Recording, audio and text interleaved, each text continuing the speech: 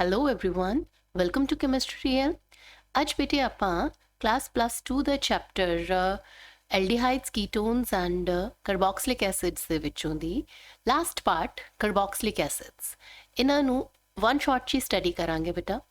ਸੋ carboxylic acids ਮਤਲਬ RC double bond OOH।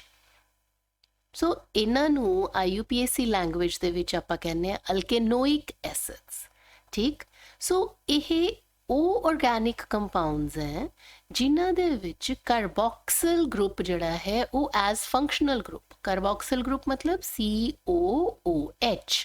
ਇਹਨੂੰ ਬੋਲਣ ਦਾ ਤਰੀਕਾ ਵੀ ਇਹੀ ਹੈ ਬੇਟਾ, COOH। So this is the functional group. ਜਦੋਂ ਇਹ ਕਿਸੇ ਐਲਕਾਈਲ ਗਰੁੱਪ ਦੇ ਨਾਲ ਲੱਗਿਆ ਹੋਇਆ ਹੈ ਤਾਂ ਦਿਸ ਕੰਪਾਊਂਡ ਬਿਕਮਸ ਐਲਕੇਨੋਇਕ ਐਸਿਡ, ਜਿਨ੍ਹਾਂ ਨੂੰ ਅਸੀਂ ਜਨਰਲ ਲੈਂਗੁਏਜ ਦੇ ਵਿੱਚ ਕਾਰਬੋਕਸਿਲਿਕ ਐਸਿਡਸ ਕਹਿ ਦਿੰਦੇ ਹਾਂ। ਕਾਰਬੋਕਸਿਲਿਕ ਐਸਿਡਸ ਜਿਹੜੇ ਹੈ ਉਹਨਾਂ ਨੂੰ ਅਸੀਂ ਦੋ ਗਰੁੱਪਸ ਦੇ ਵਿੱਚ ਕਲਾਸੀਫਾਈ ਕਰ ਸਕਦੇ ਹਾਂ। One R the ਐਲੀਫੈਟਿਕ ਕਾਰਬੋਕਸਿਲਿਕ acid and other R the aromatic ਕਾਰਬੋਕਸਿਲਿਕ acids. ਸੋ ਜਦੋਂ COOH ਗਰੁੱਪ ਇਹ ਕਿਸੇ ਐਲਕਾਈਲ ਪਾਰਟ ਨੂੰ ਅਟੈਚਡ ਹੋਵੇ ਜਾਂ ਹਾਈਡਰੋਜਨ ਨੂੰ ਅਟੈਚਡ ਹੋਵੇ ਤਾਂ ਅਸੀਂ ਇਹਨਾਂ ਨੂੰ ਕਹਿ ਦਿੰਦੇ ਹਾਂ ਐਲੀਫੈਟਿਕ ਕਾਰਬੋਕਸਿਲਿਕ ਐਸਿਡਸ। ਪਰ ਜਦੋਂ COOH ਗਰੁੱਪ ਕਿਸੇ ਬੈਂਜ਼ੀਨ ਰਿੰਗ ਦੇ ਨਾਲ ਅਟੈਚਡ ਹੋਵੇ ਤਾਂ ਅਸੀਂ ਇਹਨੂੰ ਐਰੋਮੈਟਿਕ ਕਾਰਬੋਕਸਿਲਿਕ ਐਸਿਡਸ ਕਹਿ ਦਿੰਦੇ ਹਾਂ। ਸੋ ਇਸ ਦੇ ਬਾਅਦ ਆਪਾਂ ਕਾਰਬੋਕਸਿਲਿਕ ਐਸਿਡਸ ਨੂੰ ਫਰਦਰ ਵੀ ਕਲਾਸੀਫਾਈ ਕਰ ਸਕਦੇ ਹਾਂ ਐਜ਼ ਮੋਨੋਕਾਰਬੋਕਸਿਲਿਕ ਐਸਿਡ, ਡਾਈਕਾਰਬੋਕਸਿਲਿਕ ਐਸਿਡ ਜਾਂ ਟ੍ਰਾਈਕਾਰਬੋਕਸਿਲਿਕ ਐਸਿਡ, ਡਿਪੈਂਡਿੰਗ ਅਪੋਨ ਕਿ ਕਿੰਨੇ number of carboxylic acid group ਜਿਹੜੇ ਹੈ ਉਹ ਪ੍ਰੈਜ਼ੈਂਟ ਹੈ। ਜੇ ਤਾਂ ਇੱਕ ਕਾਰਬੋਕਸਿਲਿਕ ਐਸਿਡ ਗਰੁੱਪ ਪ੍ਰੈਜ਼ੈਂਟ ਹੈ ਤਾਂ ਅਸੀਂ ਉਹਨੂੰ ਕਹਾਂਗੇ ਮੋਨੋਕਾਰਬੋਕਸਿਲਿਕ ਐਸਿਡ, ਤੇ ਜੇ ਦੋ ਗਰੁੱਪਸ ਪ੍ਰੈਜ਼ੈਂਟ ਹੈ ਤਾਂ ਅਸੀਂ ਉਹਨਾਂ ਨੂੰ ਕਹਾਂਗੇ ਡਾਈਕਾਰਬੋਕਸਿਲਿਕ ਐਸਿਡ, ਔਰ ਜੇ ਤਿੰਨ ਗਰੁੱਪਸ ਪ੍ਰੈਜ਼ੈਂਟ ਹੈ ਤਾਂ ਅਸੀਂ ਉਹਨਾਂ ਨੂੰ ਕਹਾਂਗੇ ਟ੍ਰਾਈਕਾਰਬੋਕਸਿਲਿਕ ਐਸਿਡਸ। ਸੋ ਮੋਨੋਕਾਰਬੋਕਸਿਲਿਕ ਐਸਿਡ ਦੇ ਵਿੱਚ ਜਿਵੇਂ ਕਿ formic acid, acetic acid, benzoic acid, ਕਹਿਣ ਦਾ ਮਤਲਬ ਇਹ ਹੈ ਕਿ ਪੂਰੇ ਸਟਰਕਚਰ 'ਚ ਕੇਵਲ ਇੱਕ COH ਗਰੁੱਪ ਹੋਏਗਾ। ਤੇ ਜੇ ਦੋ COH ਗਰੁੱਪ ਹੈ, ਜਿਵੇਂ ਹੁਣ ਸਭ ਤੋਂ ਪਹਿਲਾਂ ਆਕਜ਼ੈਲਿਕ ਐਸਿਡ ਦਾ ਸਟਰਕਚਰ ਆਪਾਂ ਦੇਖਦੇ ਹਾਂ, COOH ਬੌਂਡਡ ਵਿਦ COOH, ਇਹਨੂੰ ਅਸੀਂ ਆਕਜ਼ੈਲਿਕ ਐਸਿਡ ਕਹਿੰਦੇ ਹਾਂ। ਜੇ ਇਹਨਾਂ ਦੋ COH ਦੇ ਵਿਚਕਾਰ ਇੱਕ CH2 ਗਰੁੱਪ ਆ ਜਾਂਦਾ then that is malonic acid. Carboxylic acid group ਤਾਂ ਦੋ ਹੀ ਹੈ ਨਾ। ਹੁਣ ਜੇ ਇਹਨਾਂ ਦੋ COH ਗਰੁੱਪ ਦੇ ਵਿਚਕਾਰ ਦੋ CH2 ਗਰੁੱਪ ਆ ਜਾਂਦੇ ਆ ਤਾਂ that is named as succinic acid. ਜੇ ਚਾਰ ਗਰੁੱਪ ਆ ਜਾਂਦੇ ਆ ਤਾਂ ਉਹਨਾਂ ਨੂੰ ਅਸੀਂ ਐਡੀਪਿਕ ਐਸਿਡ ਕਹਿੰਦੇ ਆ। ਜੇ ਬੈਂਜ਼ੀਨ ਰਿੰਗ ਤੇ ਦੋ COH ਗਰੁੱਪ ਲੱਗਿਆ ਇਸ ਤਰੀਕੇ ਨਾਲ ਕਿ ਉਹ ਇੱਕ ਦੂਜੇ ਦੀ ਆਰਥੋ ਪੋਜੀਸ਼ਨ ਤੇ ਹੈ ਤਾਂ ਉਹਨੂੰ ਅਸੀਂ ਥੈਲਿਕ ਐਸਿਡ ਕਹਿੰਦੇ ਆ। ਤੇ ਜੇ ਇਸੇ ਤਰੀਕੇ ਨਾਲ ਬੈਂਜ਼ੀਨ ਗਰੁੱਪ ਦੇ ਉੱਪਰ ਦੋ COH ਗਰੁੱਪ ਲੱਗੇ ਹੋਣ ਇੱਕ ਦੂਜੇ ਦੀ ਪੈਰਾ ਪੋਜੀਸ਼ਨ ਤੇ ਤਾਂ ਉਹਨੂੰ ਅਸੀਂ ਟੈਰੀਥੈਲਿਕ ਐਸਿਡ ਵੀ ਕਹਿ ਦਿੰਦੇ ਆ। ਬਟ ਇੱਥੇ ਕਿੰਨੇ ਕਾਰਬੋਕਸਿਲਿਕ ਐਸਿਡ ਗਰੁੱਪ ਹੈ? 2। So they are the dicarboxylic acids. Tricarboxylic acid the example ਦੇਖੋ। ਇਸ ਸਟਰਕਚਰ ਦੇ ਵਿੱਚ ਐਜ਼ ਯੂ ਕੈਨ ਸੀ ਤਿੰਨ COOH ਗਰੁੱਪਸ ਹੈ, ਕੰਬਾਈਨ ਕਿਹਦੇ ਨਾਲ ਹੋਏ ਹੋਏ ਹੈ? ਤਿੰਨ ਕਾਰਬਨਸ ਦੇ ਨਾਲ। So basically this is ਪ੍ਰੋਪੇਨ 1 2 3। ਪ੍ਰੋਪੇਨ ਦੀਆਂ ਤਿੰਨੋਂ ਕਾਰਬਨਸ ਤੇ ਕਾਰਬੋਕਸਿਲਿਕ ਐਸਿਡ ਹੈ। ਸੋ ਪ੍ਰੋਪੇਨ 1 2 3 ਟਰਾਈ ਕਾਰਬੋਕਸਿਲਿਕ ਐਸਿਡ। ਸੋ ਤਿੰਨ ਕਾਰਬੋਕਸਿਲਿਕ ਐਸਿਡ ਗਰੁੱਪ ਲੱਗੇ ਹੋਣ ਕਰਕੇ ਇਹਨੂੰ ਅਸੀਂ ਟਰਾਈ ਕਾਰਬੋਕਸਿਲਿਕ ਐਸਿਡ ਕਹਿੰਦੇ ਆ। ਨੈਕਸਟ ਆ ਜਾਂਦਾ ਹੈ ਕਿ ਨੋਮਨਕਲੇਚਰ, ਮਤਲਬ ਕਾਰਬੋਕਸਿਲਿਕ ਐਸਿਡਸ ਨੂੰ ਅਸੀਂ ਨੇਮ ਕਿਵੇਂ ਕਰਨਾ। ਕਾਮਨ ਸਿਸਟਮ ਦੇ ਵਿੱਚ ਤਾਂ ਬੇਟੇ ਆਪਾਂ ਜਿਹੜੀ ਥਾਂ ਤੋਂ ਐਸਿਡ ਦਾ ਓਰੀਜਨ ਹੋਇਆ ਉਸ ਦੇ ਆਧਾਰ ਤੇ ਅਸੀਂ ਇਹਦਾ ਨਾਮ ਰੱਖ ਦਿੰਦੇ ਹਾਂ। ਬਟ IUPAC ਲੈਂਗੁਏਜ 'ਚ ਅਸੀਂ ਇਹਨਾਂ ਨੂੰ ਐਲਕੇਨ ਦੇ ਪਿੱਛੋਂ ਦੀ ਈ ਹਟਾ ਕੇ ਅਲਕੇਨੋਇਕ ਐਸਿਡ ਮਤਲਬ ਓਇਕ ਐਸਿਡ ਪਿੱਛੇ ਲਗਾ ਦਿੰਦੇ ਆ। ਠੀਕ ਹੈ, ਜੇ 1 ਕਾਰਬਨ ਹੈ ਐਜ਼ ਹੇਅਰ ਤਾਂ ਇਟ ਇਜ਼ ਮਿਥੇਨੋਇਕ ਐਸਿਡ। ਜੇ 2 ਕਾਰਬਨਸ ਹੈ ਇਟ ਇਜ਼ ਈਥੇਨੋਇਕ ਐਸਿਡ। 3 ਕਾਰਬਨਸ ਹੈ ਪ੍ਰੋਪੇਨੋਇਕ ਐਸਿਡ। 4 ਕਾਰਬਨਸ ਹੈ ਤਾਂ ਦਿਸ ਇਜ਼ ਬਿਊਟੇਨੋਇਕ ਐਸਿਡ। ਹਾਲਾਂਕਿ ਕਾਮਨ ਨੇਮ ਜਿਹੜੇ ਹੈ ਉਹਨਾਂ ਦੇ ਓਰੀਜਨ ਤੋਂ, ਜਿਵੇਂ ਬੇਟੇ ਜਿਹੜਾ ਫਾਰਮਿਕ ਐਸਿਡ ਹੈ ਨਾ, ਮਿਥੇਨੋਇਕ ਐਸਿਡ ਨੂੰ ਫਾਰਮਿਕ ਐਸਿਡ ਕਹਿੰਦੇ ਆ ਕਾਮਨ ਲੈਂਗੁਏਜ। ਬੇਟੇ ਇਹ ਨਾ ਜਿਹੜੀਆਂ ਲਾਲ ਜਾਂ ਭੂਰੀਆਂ ਕੀੜੀਆਂ ਹੁੰਦੀਆਂ ਨਾ, ਗ੍ਰੀਕ ਲੈਂਗੁਏਜ ਦੇ ਵਿੱਚ ਉਹਨਾਂ ਨੂੰ ਫਾਰਮਿਕਾ ਕਹਿੰਦੇ ਆ।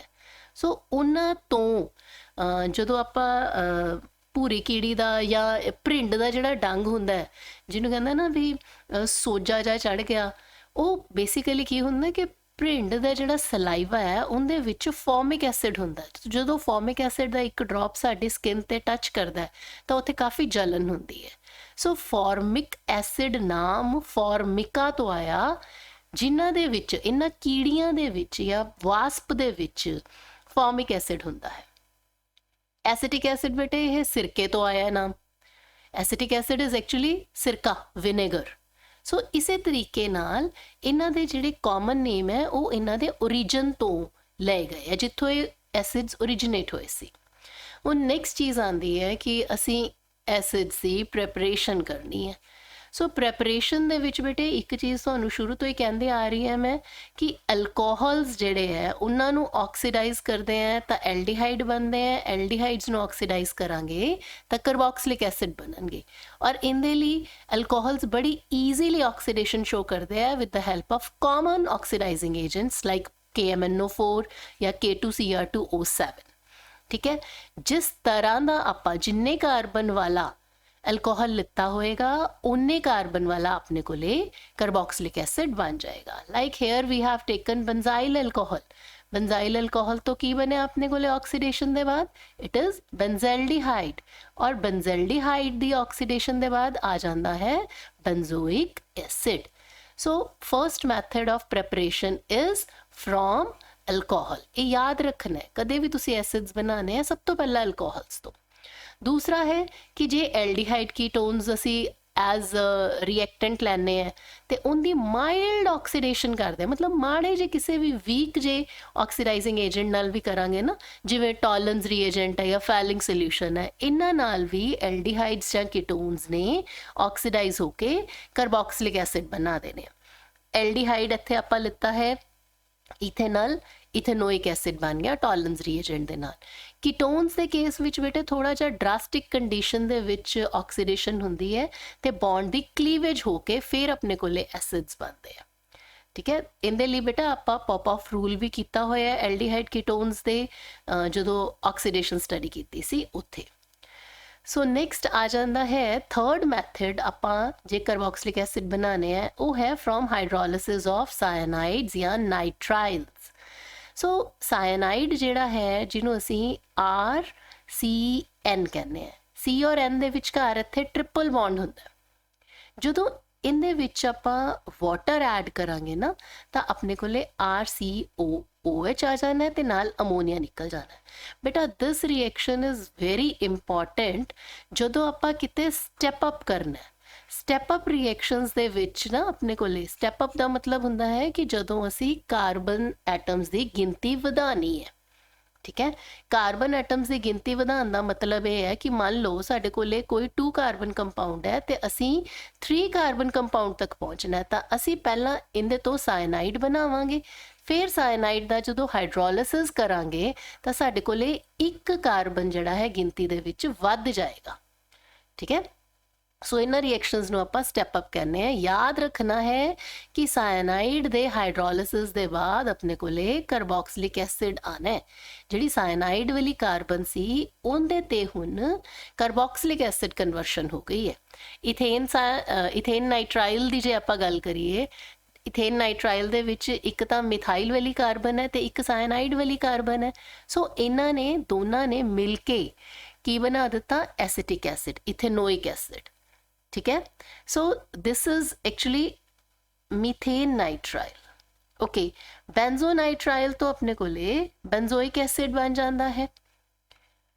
नेक्स्ट है चौथा मैथड कि असी एस्टर्स तो हाइड्रोलाइज करके कार्बोक्सिलिक एसिड बना सकते हैं। बेटा एस्टर जेडे है ना स्वीट फ्रूटी स्मैल वाले सबस्टांस होते हैं, these are the esters. R और आर डैश नू आपां just for sake of simplicity एक नू आर ले लिया, एक नू आर डैश, ये दोनों सेम भी हो सकते हैं, डिफरेंट भी हो सकते हैं। सो ਜਦੋਂ ਐਸਟਰ ਨੂੰ ਹਾਈਡਰੋਲਾਈਜ਼ ਕਰਾਂਗੇ ਨਾ, ਪਾਣੀ ਦੇ ਨਾਲ ਤੋੜਾਂਗੇ ਤਾਂ ਬੌਂਡ ਇੱਥੋਂ ਟੁੱਟ ਜਾਣਾ ਹੈ। This part will attach with H of water and this part will attach with OH of water. ਤਾਂ ਸਾਡੇ ਕੋਲੇ ਕੀ product ਬਣ ਜਾਏਗਾ? This is RCOH like this, or this is R dash OH, this is alcohol. So ਇੱਕ acid ਬਣ ਜਾਏਗਾ ਤੇ ਇੱਕ ਆਪਣੇ ਕੋਲੇ alcohol ਬਣ ਜਾਏਗਾ. ਸੋ ਇਹ ਚੀਜ਼ ਤੁਸੀਂ ਯਾਦ ਰੱਖਣੀ ਹੈ ਕਿ ਐਸਟਰ ਦੇ ਵਿੱਚੋਂ ਜਿਹੜਾ ਪਾਰਟ O ਦੇ ਨਾਲ ਕੰਬਾਈਨਡ ਹੈ ਉਹ ਐਲਕੋਹਲ ਬਣਾਏਗਾ ਔਰ ਬਾਕੀ ਪਾਰਟ ਜਿਹੜਾ ਹੈ ਕਾਰਬੋਕਸਿਲਿਕ ਐਸਿਡ ਬਣਾਏਗਾ. ਆਈ ਐਮ ਰਿਪੀਟਿੰਗ, ਜਿਹੜਾ ਪਾਰਟ O ਦੇ ਨਾਲ ਕੰਬਾਈਨਡ ਹੈ ਉਹ ਐਲਕੋਹਲ ਬਣਾਏਗਾ ਔਰ ਬਾਕੀ ਪਾਰਟ ਦੇ ਕੋਰਸਪੋਂਡਿੰਗ ਕਾਰਬੋਕਸਿਲਿਕ ਐਸਿਡ ਬਣੇਗਾ. So this is the fourth method by hydrolysis of ester. Next ਹੈ ਇਹਦੇ ਵਿੱਚ ਪੰਜਵਾਂ ਮੈਥਡ ਕਾਰਬੋਕਸਿਲਿਕ ਐਸਿਡ ਬਣਾਉਣ ਦਾ ਫਰੋਮ ਗ੍ਰਿਗਨਾਰਡ ਰੀਏਜੈਂਟ. ਬੇਟੇ ਜਦੋਂ ਕਾਰਬਨ ਡਾਈਆਕਸਾਈਡ ਗੈਸ ਨੂੰ RMGX ਦੇ ਈਥਰਲ ਸੋਲਿਊਸ਼ਨ ਦੇ ਵਿੱਚੋਂ ਬਬਲ ਕੀਤਾ ਜਾਂਦਾ ਹੈ ਤੇ ਉਸ ਦੇ ਬਾਅਦ ਅਸੀਂ ਉਹਨੂੰ ਐਸਿਡ ਹਾਈਡਰੋਲਿਸਿਸ ਵੀ ਦਿੰਦੇ ਹਾਂ ਤਾਂ ਸਾਡੇ ਕੋਲੇ ਕਾਰਬੋਕਸਿਲਿਕ ਐਸਿਡ ਬਣਦਾ ਹੈ. ਲੈਟ ਅਸ ਸੀ ਕਿਵੇਂ. This is carbon dioxide. Carbon dioxide ਦੇ ਵਿੱਚ ਬੇਟੇ ਜਿਹੜਾ ਡਬਲ ਬੌਂਡ O ਹੈ ਇਹਦੇ ਕੋਲੇ ਉਹ ਜਿਹੜਾ ਇਲੈਕਟ੍ਰੋਨੈਗੇਟਿਵ ਹੋਣ ਕਰਕੇ ਇੱਥੇ ਨੈਗੇਟਿਵ ਚਾਰਜ ਐਕਵਾਇਰ ਕਰ ਲੇਗਾ. ਕਾਰਬਨ ਦੇ ਕੋਲੇ ਕਿਹੜਾ ਚਾਰਜ ਆ ਜਾਏਗਾ? ਪੋਜ਼ਿਟਿਵ.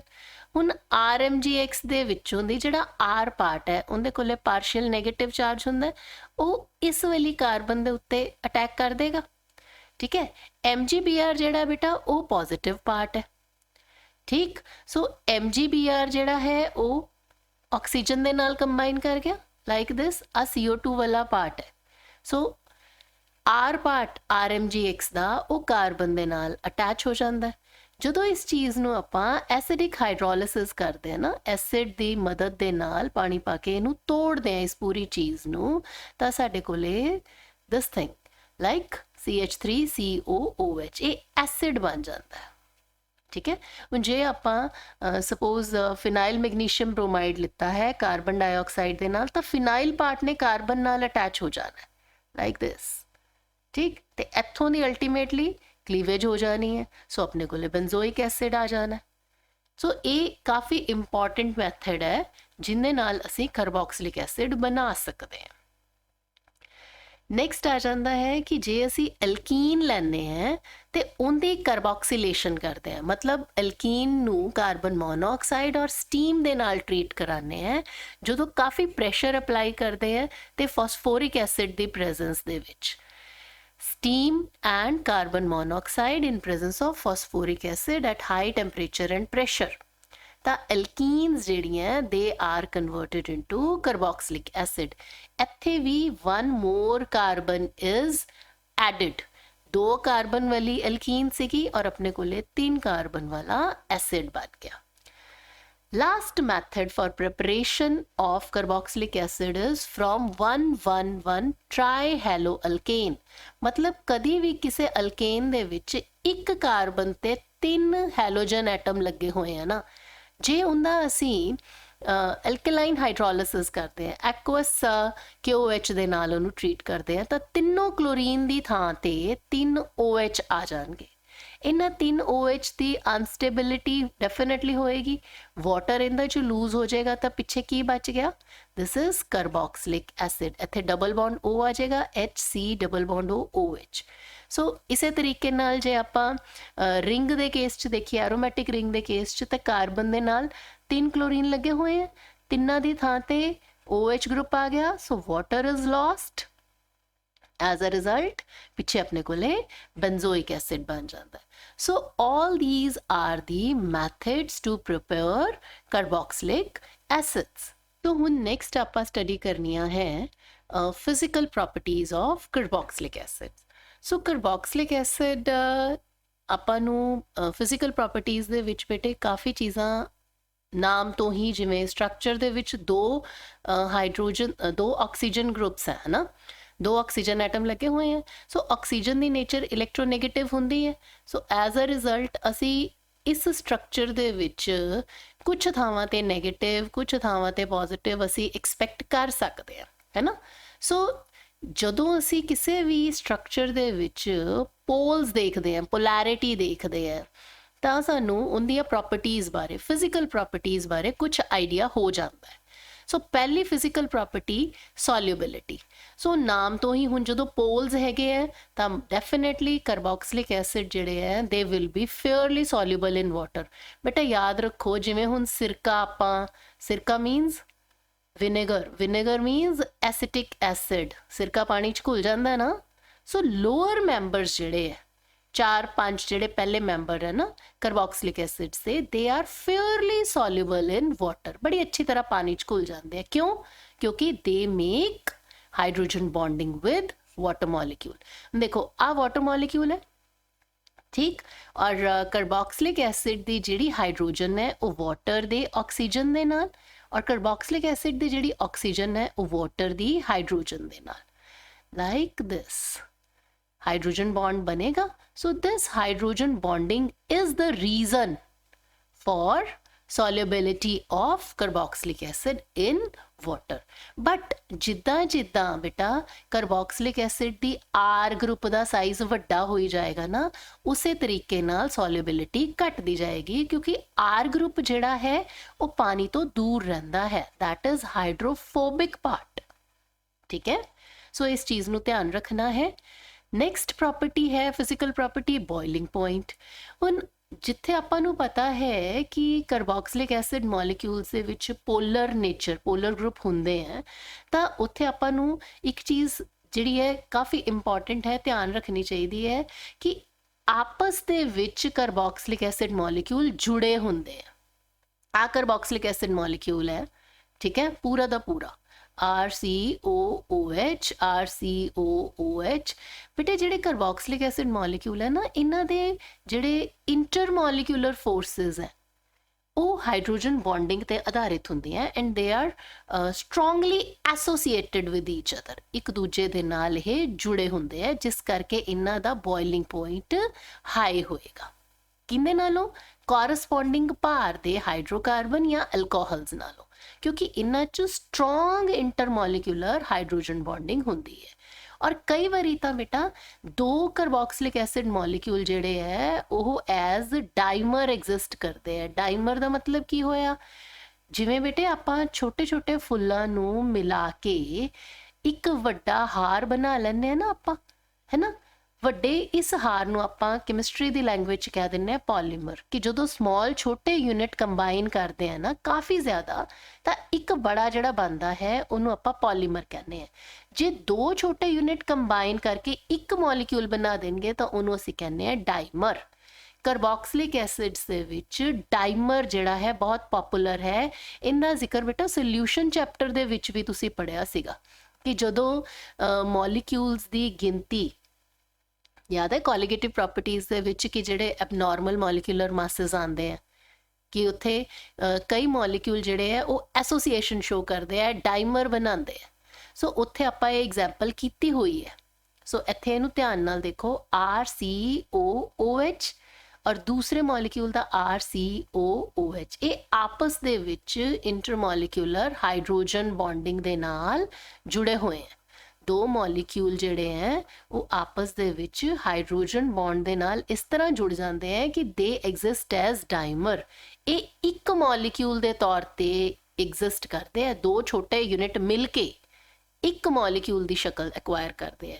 ਇਸ ਕਰਕੇ ਡਾਇਮਰਾਈਜੇਸ਼ਨ ਹੋਣ ਕਰਕੇ ਨਾ ਇਹਨਾਂ ਦੇ ਬੋਇਲਿੰਗ ਪੁਆਇੰਟਸ ਕਾਫੀ ਹਾਈ ਹੁੰਦੇ ਆ। ਇਹ ਪੁਆਇੰਟ ਯਾਦ ਰੱਖਣਾ।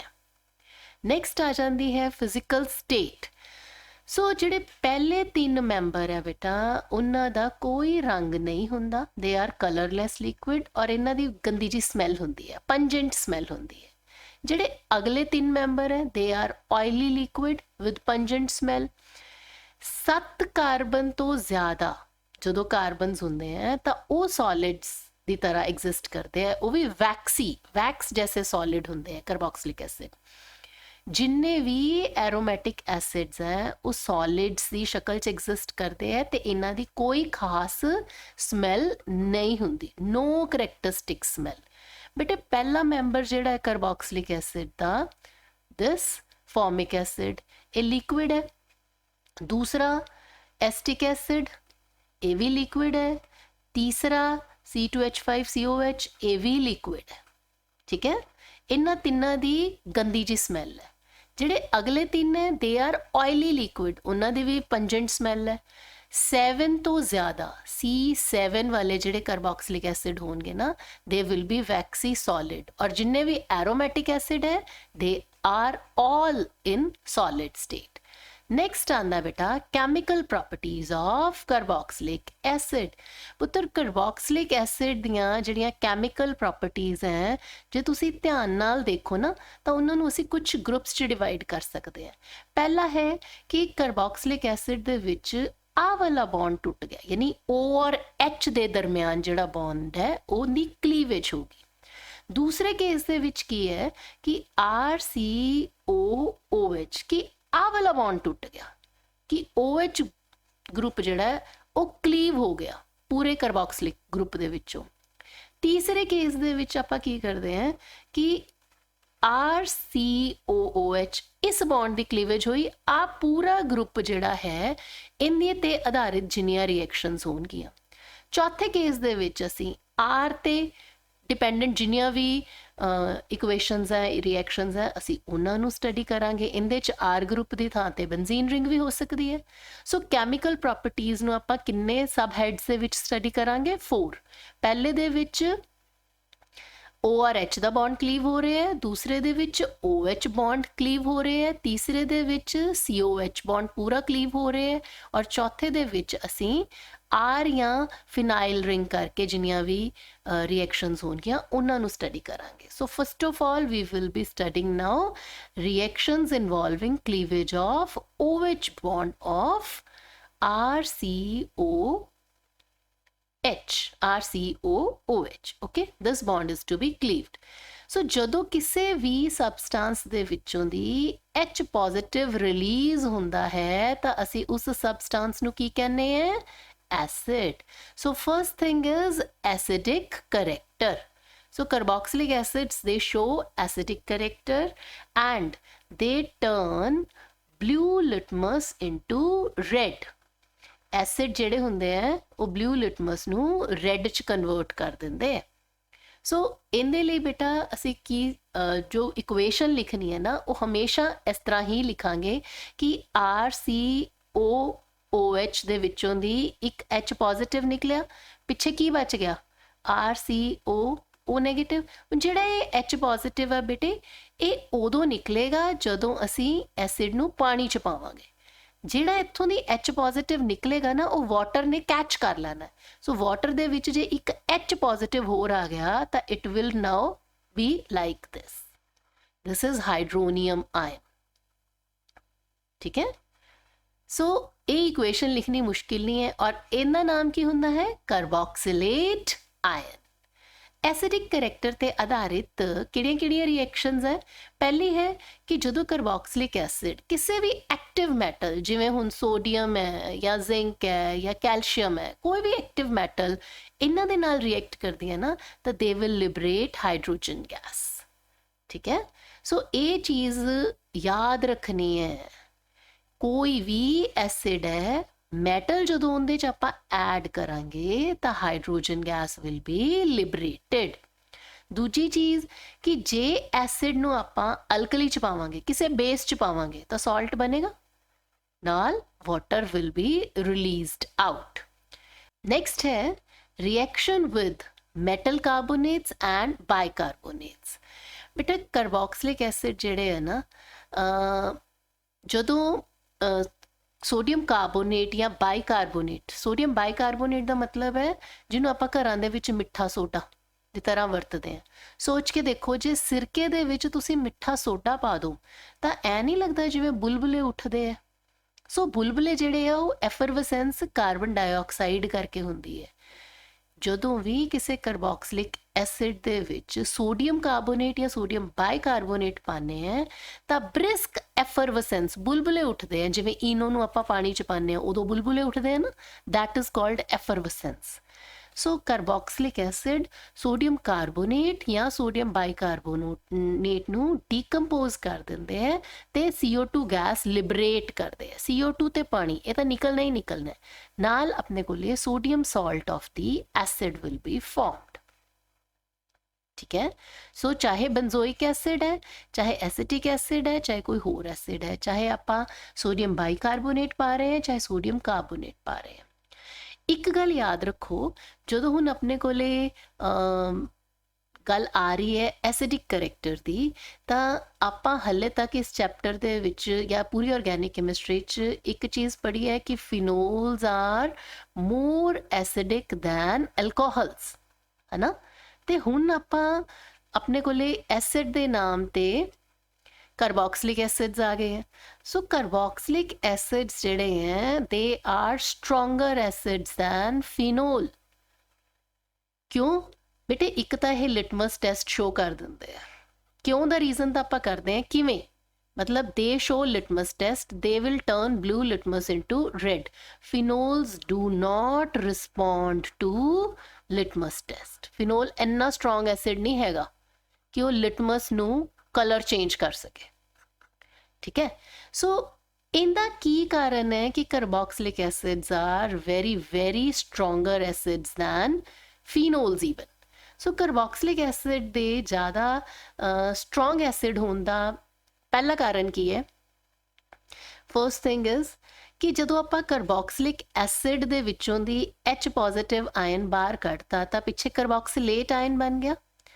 हुण एसिड जिहड़ा है ते कार्बोक्सिलेट आयन है, इन्हां दोनों दे विचों कार्बोक्सिलेट आयन ना ज़्यादा स्टेबल हुंदा है, ठीक है। तो इसे करके carboxylic acid is converted into carboxylate ion. So हुण कारण की है कि कार्बोक्सिलिक एसिड जिहड़ा है, कार्बोक्सिलिक एसिड दे नालों कार्बोक्सिलेट आयन ये ज़्यादा स्टेबल है, मोर स्टेबल। वाई बेटे, इन द रीजन है, तुसी स्ट्रक्चर्स कंपेयर करो। आ कार्बोक्सिलिक एसिड है, ऑक्सीजन इलेक्ट्रोनेगेटिव है, ऑक्सीजन ने इस बॉन्ड के इलेक्ट्रॉन्स अपने को ले ले, एज अ रिजल्ट इत्थे नेगेटिव चार्ज आ गया, है ना। आ वाले इलेक्ट्रॉन जिहड़े हैं ये जो आह वाला बॉन्ड ऑक्सीजन को ले चला गया तो कार्बन की वैलेंसी 4 तो घट ना जाए, इसलिए इत्थे डबल बॉन्ड आ जाएगा, ऑक्सीजन के उत्ते पॉजिटिव चार्ज आ गया। कार्बोक्सिलिक एसिड दे विच बेटा चार्ज सैपरेशन हो गई, एक थां ते नेगेटिव ते दूजी थां ते ऑक्सीजन दे उत्ते पॉजिटिव चार्ज सैपरेशन। पर कार्बोक्सिलेट आयन दे विच देखो आ वाला बॉन्ड इत्थे गया तो जिहड़ा आह नेगेटिव चार्ज सी इन्हें इत्थे अपने इलेक्ट्रॉन्स देते, एज अ रिजल्ट हुण इस कोले नेगेटिव आ गया तो इत्थे डबल बॉन्ड आ जाएगा। फाइन। सो कार्बोक्सिलेट आयन दे विच, as you can see over here, carboxylate ion दे विच बेटे दोनों ऑक्सीजन्स दे कोले नेगेटिव चार्ज, मतलब चार्ज जिहड़ा है इन्ने हिस्से ते स्प्रेड है, पार्शियल डबल बॉन्ड आ गया। बट कार्बोक्सिलिक एसिड दे विच इट इज चार्ज सैपरेशन, एक ऑक्सीजन ऐसी है जिंदे ते पॉजिटिव चार्ज है। हुण जे ऑक्सीजन दे कोले पॉजिटिव चार्ज आ गया, जस्ट इमेजिन कि ऑक्सीजन दे कोले पॉजिटिव चार्ज आ गया, दिस इज कार्बोक्सिलिक एसिड। आ वाला बॉन्ड इत्थे गया, इत्थे नेगेटिव आ गया। सो एज अ रिजल्ट इस ऑक्सीजन कोले, मतलब इनू आपां पॉजिटिव चार्ज आएगा ना, now this oxygen will withdraw these two electrons और इनू as H पॉजिटिव बाहर कड्डन तो अलावा इस ऑक्सीजन कोले होर कोई चारा ही नहीं रहेगा, ठीक है। So this actually becomes the main reason कि कार्बोक्सिलिक एसिड जिहड़े है वो H नू as H पॉजिटिव बाहर कट दिंदे है, ते जिहड़ा कार्बोक्सिलेट आयन बनया ना like this is actually more stable than carboxylic acid। इसे करके RCOOH तो कार्बोक्सिलेट आयन बनता है क्योंकि आ इनदे नालों ज़्यादा स्टेबल होता है, ठीक है। सो नेक्स्ट बेटे आपां इत्थे जो स्टडी करना है दैट इज़ अगलियां रिएक्शंस आ जाती हैं जिंदे विच असीं RCOOH बॉन्ड, मतलब इस बॉन्ड की क्लीवेज स्टडी करांगे। ये आपां सो CH3COH जो इनू आपां सब तो पहली रिएक्शन इस कैटेगरी च आती है PCl5 PCl3 या SOCl2 दे नाल रिएक्ट कराने हैं ना, तो इस OH की थां ते Cl आ जाना है। सो RCOOH इस OH की थां ते अपने कोले Cl आ जाना है, and these are alkanoyl chloride. Acid chloride बन जाएंगे and this reaction occurs in presence of pyridine। इस कैटेगरी ਦੇ ਵਿੱਚ ਬੇਟੇ ਜਿਹੜੀ ਅਗਲੀ ਰਿਐਕਸ਼ਨ ਹੈ ਆਪਣੇ ਕੋਲੇ that is reaction with alcohol and this reaction is very very important। ਜਦੋਂ ਕਾਰਬੋਕਸਿਲਿਕ ਐਸਿਡ ਅਲਕੋਹਲ ਦੇ ਨਾਲ ਰਿਐਕਟ ਕਰਦਾ ਹੈ ਤਾਂ ਐਸਟਰ ਬਣਦਾ ਹੈ ਨਾਲ ਵਾਟਰ ਨਿਕਲਦਾ ਹੈ ਔਰ ਇਸ ਰਿਐਕਸ਼ਨ ਨੂੰ ਐਸਟੈਰੀਫਿਕੇਸ਼ਨ ਕਹਿੰਦੇ ਆ। This is very very important reaction ਬੇਟੇ। ਇਹਨੂੰ ਇੱਕ ਵਾਰੀ ਤੁਹਾਨੂੰ ਮੈਂ ਖੁਦ ਲਿਖ ਕੇ ਸਮਝਾਉਣਾ ਚਾਹੂੰਗੀ ਕਿ ਇਹ ਰਿਐਕਸ਼ਨ ਇਸ ਕਰਕੇ ਹੁੰਦੀ ਹੈ ਕਿ ਅਲਕੋਹਲ ਦੀ ਐਸਿਡਿਕ ਨੇਚਰ ਹੈ। ਆਹ ਬੌਂਡ ਇੱਥੋਂ ਟੁੱਟ ਜਾਣਾ ਹੈ, ਆਹ ਬੌਂਡ ਇੱਥੋਂ ਟੁੱਟ ਜਾਣਾ ਹੈ। ਸੋ ਇੱਥੇ ਆਪਣੇ ਕੋਲੇ ਕੀ ਬਚਿਆ RCO ਦਿਸ ਥਿੰਗ, ਠੀਕ। ਔਰ ਆ ਇੱਥੇ ਕੀ ਬਚਿਆ ਆਪਣੇ ਕੋਲੇ OR' and this is Aster. ਨਿਕਲਿਆ ਕੀ OH ਇੱਧਰੋਂ ਦੀ ਤੇ H ਇੱਧਰੋਂ ਦੀ, ਵਾਟਰ ਨਿਕਲਿਆ ਆ, ਠੀਕ ਹੈ। ਸੋ ਐਸਟਰ ਦਾ R' ਪਾਰਟ ਜਿਹੜਾ O ਦੇ ਨਾਲ ਅਟੈਚ ਹੈ ਇਟ ਕਮਸ ਫਰੋਮ ਐਲਕੋਹਲ। ਇਹ ਯਾਦ ਰੱਖਣਾ। ਨੈਕਸਟ ਅਗਲੀ ਕੈਟੇਗਰੀ ਆ ਜਾਂਦੀ ਹੈ RCOOH ਦੇ ਵਿੱਚੋਂ ਕਿ ਉਹ ਰਿਐਕਸ਼ਨਸ ਜਿਨ੍ਹਾਂ 'ਚ ਪੂਰਾ ਗਰੁੱਪ ਇਨਵੋਲਵ ਹੁੰਦਾ ਹੈ। ਇਹਦੇ 'ਚ ਅਸੀਂ ਪਹਿਲੀ ਚੀਜ਼ ਕਰਨੀ ਹੈ ਡੀਕਾਰਬੋਕਸਿਲੇਸ਼ਨ। ਡੀਕਾਰਬੋਕਸਿਲੇਸ਼ਨ ਮਤਲਬ ਲਾਸ ਆਫ ਕਾਰਬਨ ਡਾਈਆਕਸਾਈਡ। ਸੋ ਜਦੋਂ ਆਪਾਂ ਸੋਡੀਅਮ ਐਸੀਟੇਟ ਨੂੰ ਸੋਡਾ ਲਾਈਮ ਦੇ ਨਾਲ, ਸੋਡਾ ਲਾਈਮ ਮਤਲਬ mixture of NaOH and CaO, ਜਦੋਂ ਇਹਦੇ ਨਾਲ ਟਰੀਟ ਕਰਦੇ ਆ ਨਾ ਤਾਂ ਇੱਥੋਂ ਦੀ Na2CO3 ਨਿਕਲ ਜਾਂਦਾ ਹੈ, ਠੀਕ ਹੈ। Na2CO3 ਇਹ ਨਿਕਲ ਜਾਏਗਾ ਤੇ ਆਪਣੇ ਕੋਲੇ alkane will be left like here methane ਆ ਗਿਆ।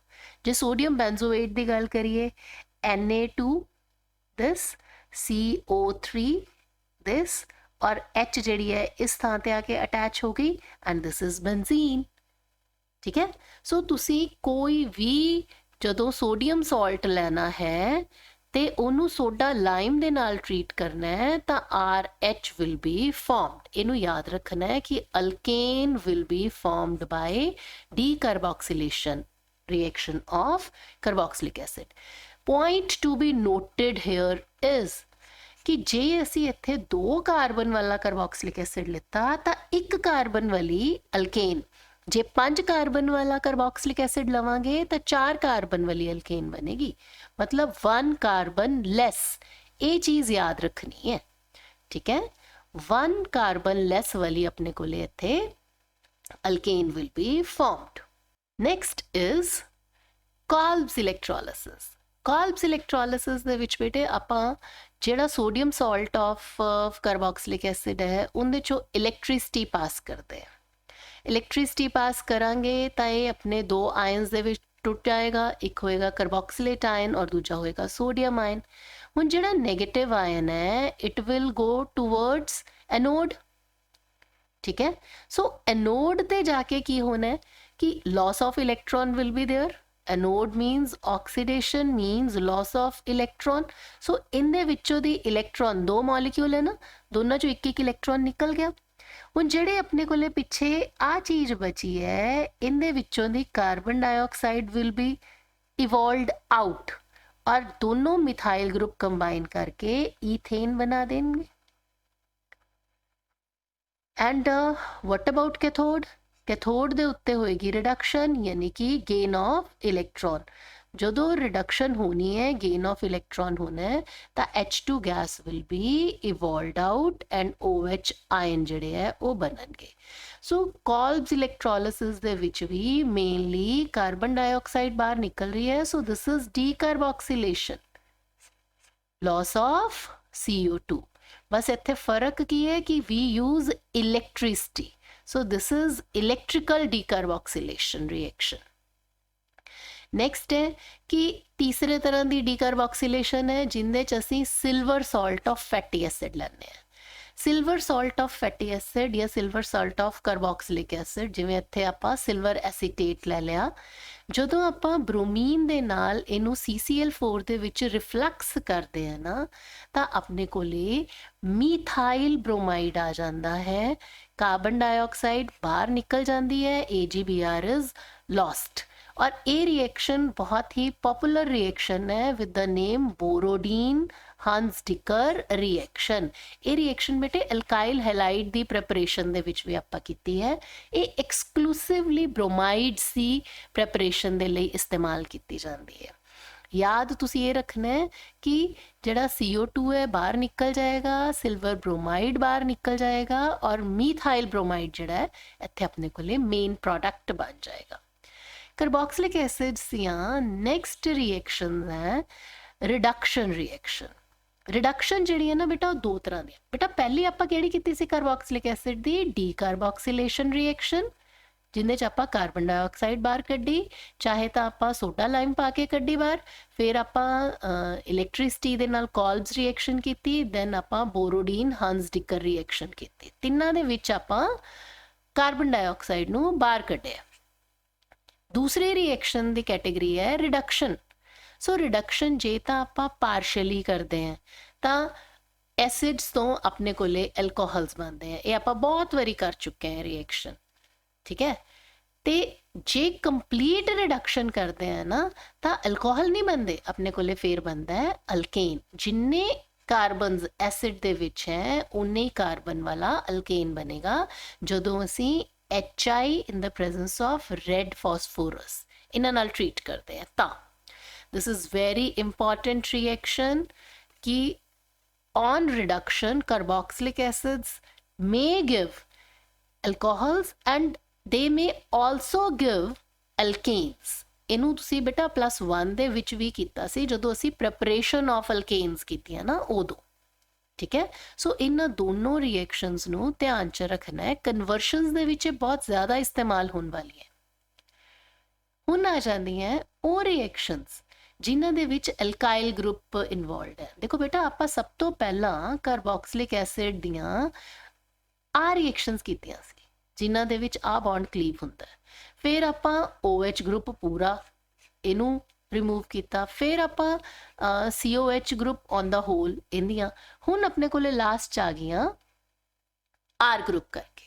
ਸੋ ਪਹਿਲੀ ਰਿਐਕਸ਼ਨ ਜਿਹੜੀ ਆਪਾਂ ਇੱਥੇ ਕਰਦੇ ਹਾਂ ਨਾ ਦੈਟ ਇਜ਼ ਹੈਲੋਜੀਨੇਸ਼ਨ। ਹੈਲੋਜੀਨੇਸ਼ਨ ਦੇ ਵਿੱਚ ਆਪਾਂ ਨਾਮ ਯਾਦ ਰੱਖਣਾ ਇਸ ਰਿਐਕਸ਼ਨ ਦਾ, ਹੈਲ-ਵੋਲਹਾਰਡ-ਜ਼ੇਲੈਂਸਕੀ ਰਿਐਕਸ਼ਨ। ਇਹਨੂੰ ਆਪਾਂ HVZ ਰਿਐਕਸ਼ਨ ਵੀ ਕਹਿੰਦੇ ਆ। ਜਿਹੜੀ ਕਾਰਬਨ COH ਗਰੁੱਪ ਤੋਂ ਨੈਕਸਟ ਹੈ ਜਿਹਨੂੰ ਅਲਫਾ ਕਾਰਬਨ ਕਹਿੰਦੇ ਆ, ਇਹਦੀਆਂ ਹਾਈਡਰੋਜਨਸ ਜਿਹੜੀਆਂ ਦੇ ਆਰ ਰਿਪਲੇਸਡ 1 by 1। 3 ਹਾਈਡਰੋਜਨਸ ਹੈ ਨਾ ਇੱਥੇ ਲੱਗੀਆਂ ਹੋਈਆਂ ਅਲਫਾ ਹਾਈਡਰੋਜਨਸ, ਇੱਕ ਇੱਕ ਕਰਕੇ ਦੇ will be replaced by the halogen atom, ਠੀਕ ਹੈ। ਹੁਣ ਜਿਵੇਂ ਦੇਖੋ ਇੱਥੇ ਇੱਕ ਹਾਈਡਰੋਜਨ ਦੀ ਥਾਂ ਤੇ ਹੈਲੋਜਨ ਆ ਗਿਆ, क्लोरीन आ गई।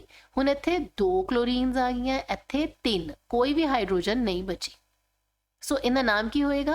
This is 111 trichloro acetic acid, ठीक। इनू आपां बेटा 111 नहीं 222 कहना चाहिए, क्योंकि 1 तो COOH नू ही कवांगे ना आपां, उस कार्बन नू 1 पोजीशन देवांगे। सो एक ਹੈਲੋਜੀਨੇਸ਼ਨ ਦੇ ਵਿੱਚ ਆਪਾਂ ਨਾਮ ਯਾਦ ਰੱਖਣਾ ਹੈ HVZ ਰਿਐਕਸ਼ਨ ਦਾ, ਹੈਲ-ਵੋਲਹਾਰਡ-ਜ਼ੇਲੈਂਸਕੀ ਰਿਐਕਸ਼ਨ, ਜਿੰਦੇ 'ਚ ਆਪਾਂ ਐਲਫਾ ਪੋਜੀਸ਼ਨ ਤੇ ਜਿੰਨੀਆਂ ਹਾਈਡਰੋਜਨਸ ਹੈ ਉਹਨਾਂ ਦੀ ਥਾਂ ਤੇ ਹੈਲੋਜਨਸ ਜਿਹੜੇ ਹੈ ਉਹ ਰਿਪਲੇਸ ਕਰ ਦਿੰਦੇ ਆ। ਹੁਣ ਆ ਜਾਂਦੀ ਹੈ ਕਿ ਜੇ ਸਪੋਜ਼ R ਗਰੁੱਪ ਦੀ ਥਾਂ ਤੇ ਰਿੰਗ ਲੱਗੀ ਹੋਈ ਹੈ ਲਾਈਕ ਦਿਸ ਆਪਣੇ ਕੋਲੇ, ਠੀਕ ਹੈ। ਆਪਾਂ ਇਹਦੇ ਕਰਕੇ ਰਿਐਕਸ਼ਨਸ ਜਿਹੜੀਆਂ ਕਰਦੇ ਹਾਂ। ਹੁਣ ਜਿਹੜਾ COH ਗਰੁੱਪ ਹੈ ਨਾ, this is actually as you can say meta directing. ਕੀ ਹੁੰਦਾ ਕਿ ਇਸ ਆਕਸੀਜਨ ਨੇ ਇਲੈਕਟ੍ਰੋਨਸ ਆਪਣੇ ਵੱਲ ਖਿੱਚ ਲੈਣੇ ਹੈ, ਇਹਦੇ ਉੱਤੇ ਨੈਗੇਟਿਵ ਚਾਰਜ ਆ ਜਾਏਗਾ। ਜਦੋਂ ਇਹਨੇ ਇਲੈਕਟ੍ਰੋਨ ਆਪਣੇ ਕੋਲੋਂ ਖਿੱਚਣੇ ਹੈ ਤਾਂ ਰਿੰਗ ਦੇ ਇਲੈਕਟ੍ਰੋਨ ਜਿਹੜੇ ਹੈ ਉਹ ਇੱਥੇ ਜਾ ਕੇ ਡਬਲ ਬੌਂਡ ਬਣਾ ਲੈਣਗੇ। ਸੋ ਰਿੰਗ ਦੇ ਇਲੈਕਟ੍ਰੋਨ ਜਦੋਂ ਕਾਰਬਨ ਕੋਲੇ ਚਲੇ ਗਏ ਤਾਂ ਰਿੰਗ ਦੇ ਪੋਜੀਸ਼ਨਸ ਤੇ ਇਹਨਾਂ 3 ਪੋਜੀਸ਼ਨਸ ਤੇ ਪੋਜ਼ਿਟਿਵ ਚਾਰਜ ਆ ਜਾਏਗਾ। ਕਿੰਨਾ ਪੋਜੀਸ਼ਨ ਤੇ ਪੋਜ਼ਿਟਿਵ ਚਾਰਜ ਨਹੀਂ ਆਇਆ? ਇਹਨਾਂ ਪੋਜੀਸ਼ਨਸ ਤੇ। ਬੇਟੇ ਇਹਨਾਂ ਤਿੰਨ ਤੇ ਤਾਂ ਪੋਜ਼ਿਟਿਵ ਚਾਰਜ ਆ ਗਿਆ ਨਾ, ਠੀਕ ਹੈ। ਸੋ ਜੇ ਕਿਸੇ ਇਲੈਕਟ੍ਰੋਫਾਈਲ ਨੇ ਆਣਾ ਹੈ, ਇਲੈਕਟ੍ਰੋਫਾਈਲ ਦਾ ਮਤਲਬ ਕੀ ਹੁੰਦਾ ਹੈ, ਇਲੈਕਟ੍ਰੋਨ ਲਵਿੰਗ, ਜਿਹਨੇ ਕੋਲੇ ਇਲੈਕਟ੍ਰੋਨ ਹੈ ਨਹੀਂ, ਉਹ ਫਿਰ ਇਹਨਾਂ ਪੋਜੀਸ਼ਨਸ ਤੇ ਤਾਂ ਅਟੈਕ ਨਹੀਂ ਕਰੂਗਾ ਨਾ, ਆਰਥੋ ਔਰ ਪੈਰਾ ਪੋਜੀਸ਼ਨਸ ਤੇ ਅਟੈਕ ਨਹੀਂ ਕਰੂਗਾ। ਇਲੈਕਟ੍ਰੋਫਾਈਲ ਨੇ ਇਹਨਾਂ ਤੇ ਹੀ ਅਟੈਕ ਕਰਨਾ ਹੈ, ਠੀਕ ਹੈ। ਸੋ ਆਪਾਂ ਕੁਝ ਰਿਐਕਸ਼ਨਸ ਕਰਦੇ ਹਾਂ ਜਿਹਦੇ ਨਾਲ ਆਪਾਂ ਨੂੰ ਇਹ ਚੀਜ਼ ਹੋਰ ਸਮਝ ਆ ਜਾਏਗੀ। ਪਹਿਲੀ ਰਿਐਕਸ਼ਨ ਹੈ ਬ੍ਰੋਮੀਨੇਸ਼ਨ। ਹੁਣ ਬ੍ਰੋਮੀਨ ਗਰੁੱਪ ਨੇ ਜਦੋਂ ਰਿੰਗ ਦੇ ਉੱਪਰ COH ਗਰੁੱਪ ਲੱਗਿਆ ਹੈ ਤਾਂ ਆਹ ਵਾਲੀਆਂ ਪੋਜੀਸ਼ਨਸ ਜਿਹੜੀਆਂ ਆਰਥੋ ਤੇ ਪੈਰਾ ਪੋਜੀਸ਼ਨ, ਇਹਨਾਂ ਦੇ ਉੱਤੇ ਤਾਂ ਉਹਨੇ ਪੋਜ਼ਿਟਿਵ ਚਾਰਜ ਕ੍ਰੀਏਟ ਕਰ ਦੇਣਾ। ਸੋ ਬ੍ਰੋਮੀਨ ਦੇ ਕੋਲੇ ਕਿਹੜੀ ਆਪਸ਼ਨ ਬਚੀ ਹੈ, ਮੈਟਾ ਪੋਜੀਸ਼ਨ ਤੇ ਆ ਕੇ ਰਿਐਕਟ ਕਰੇਗੀ bromine. So meta bromo benzoic acid will be formed and this is called electrophilic substitution. Okay, ਇਸੇ ਤਰੀਕੇ ਨਾਲ ਆਪਾਂ ਦੋ ਹੋਰ ਐਗਜ਼ਾਮਪਲਸ ਕਰਦੇ ਹਾਂ ਜਿੱਥੇ ਇਲੈਕਟ੍ਰੋਫਿਲਿਕ ਸਬਸਟੀਟਿਊਸ਼ਨ ਕਾਰਬੋਕਸਿਲਿਕ ਐਸਿਡ ਦੁਆਰਾ ਸ਼ੋ ਕੀਤੀ ਜਾਂਦੀ ਹੈ। ਇੱਕ ਤਾਂ ਹੈ ਨਾਈਟ੍ਰੇਸ਼ਨ, ਨਾਈਟ੍ਰੋ ਗਰੁੱਪ ਵੀ ਮੈਟਾ ਪੋਜੀਸ਼ਨ ਤੇ ਆ ਕੇ ਅਟੈਚ ਹੋ ਗਿਆ।